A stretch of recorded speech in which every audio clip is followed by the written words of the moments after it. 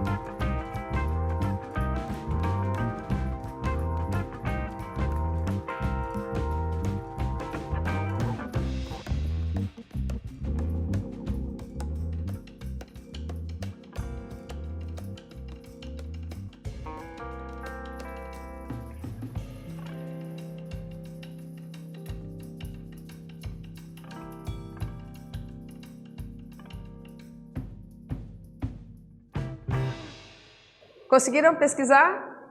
Então vamos ver um pouquinho o que é o step e o que é esse body pump, tá? Vamos lá. O step é esse aparelho aqui, na verdade o step é o aparelho, tá? É essa plataforma aqui na imagem que a gente está vendo, que ele está subindo e descendo.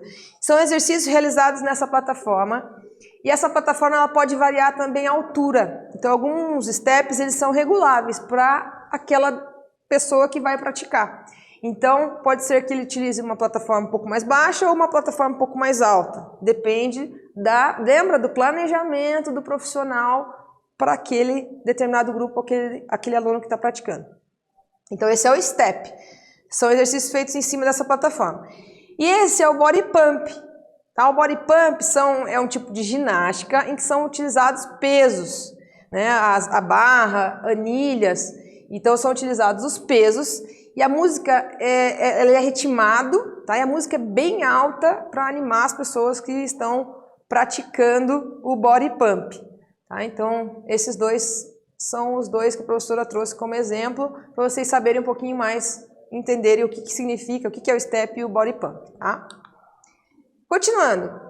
A ginástica de condicionamento melhora as funções musculoesqueléticas também, né? E metabólicas por meio das capacidades físicas. Então, ela vai melhorar o quê? O equilíbrio, a força, a flexibilidade, a agilidade, a velocidade, a resistência e a coordenação motora. Trouxe essa imagem que eu acho bem interessante, que a gente pode falar que ele está trabalhando várias dessas capacidades físicas aqui, né? A velocidade, a agilidade, né? Então, aqui nessa imagem, olha só, um exercício. Nós podemos tirar várias capacidades físicas que vão auxiliar na melhora dessas funções musculoesqueléticas e também metabólicas.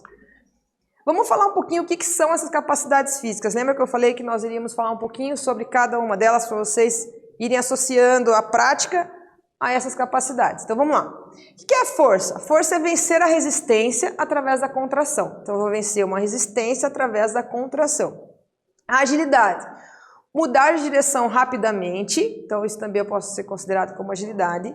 Flexibilidade, realizar movimentos articulares na maior amplitude possível, então vou realizar movimentos na maior amplitude possível, óbvio, respeitando os limites do meu corpo. Resistência, manter o esforço físico durante um longo intervalo de tempo. Então eu vou manter o esforço físico durante um longo intervalo de tempo. O que a gente pode pensar como resistência? Vamos pensar numa maratona. É uma prova de resistência? Sim, eu vou fazer um esforço físico durante um longo período de tempo. 3, 4, 5, 6 horas, depende da pessoa. Velocidade.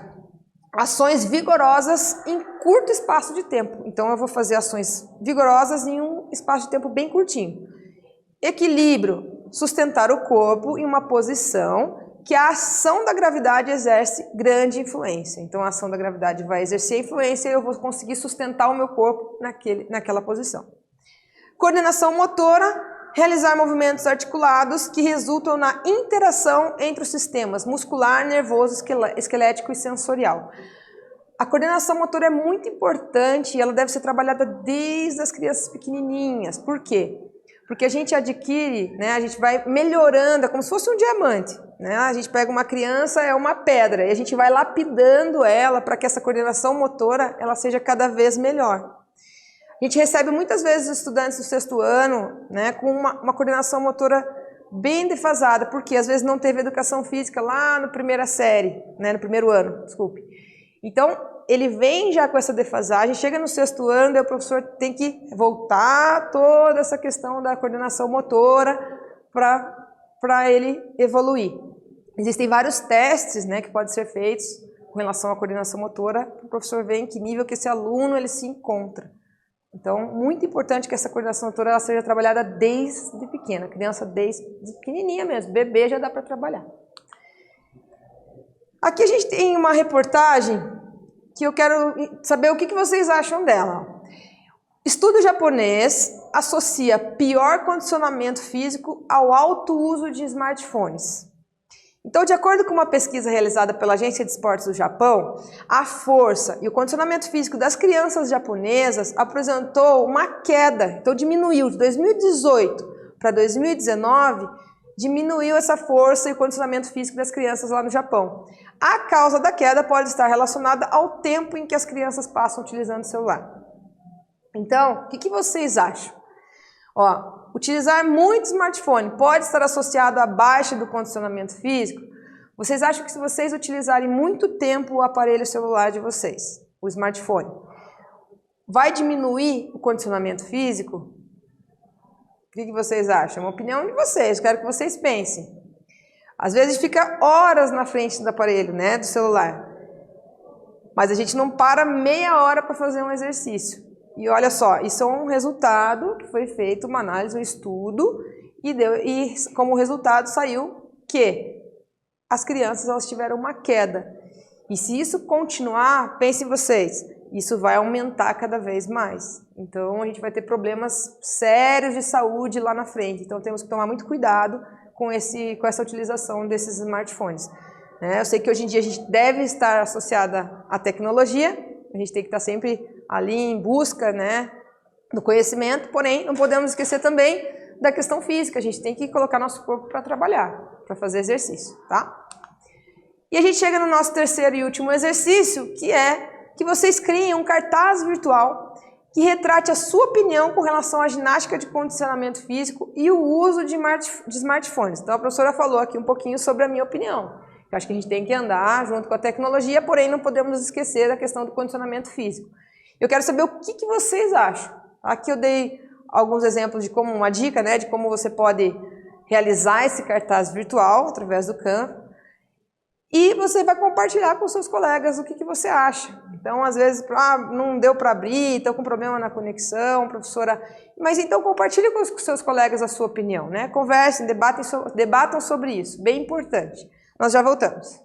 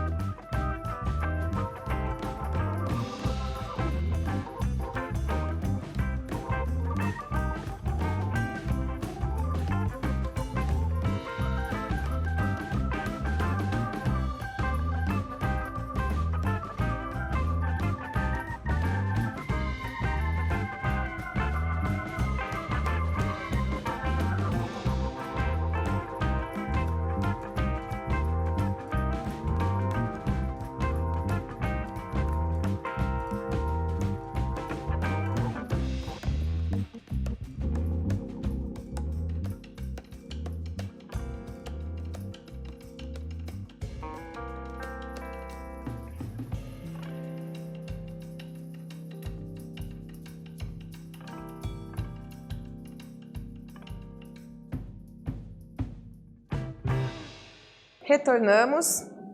E aí, o que vocês acham? Né? Eu falei minha opinião e vocês com certeza devem ter a de vocês. E a gente vai ver isso, os resultados lá na frente. Continuando, só para finalizar algumas orientações. Então, com relação à vestimenta, é importante tênis, roupas confortáveis, a roupa adequada, né, para a prática. O espaço tem que ter segurança, uma segurança adequada também. Aquecimento e alongamento são importantes. Hidratação, né? Não preciso nem dizer a questão de manter-se hidratado, quanto é importante para o nosso corpo. Algumas dicas de alguns filmes, então a professora trouxe aqui, acompanhem lá na imagem os filmes que a professora trouxe para vocês assistirem, se tiverem oportunidade, são alguns filmes relacionados ao que a gente falou hoje. Se vocês quiserem saber um pouquinho mais sobre exercício físico aeróbico e anaeróbico também, deixo um link aqui.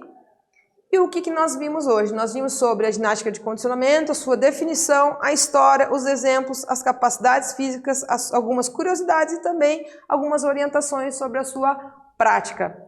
Agradeço vocês, estudantes, professores. Muito obrigada ao nosso intérprete Natan. Muito obrigada, Natan. Até a próxima. Tchau, tchau.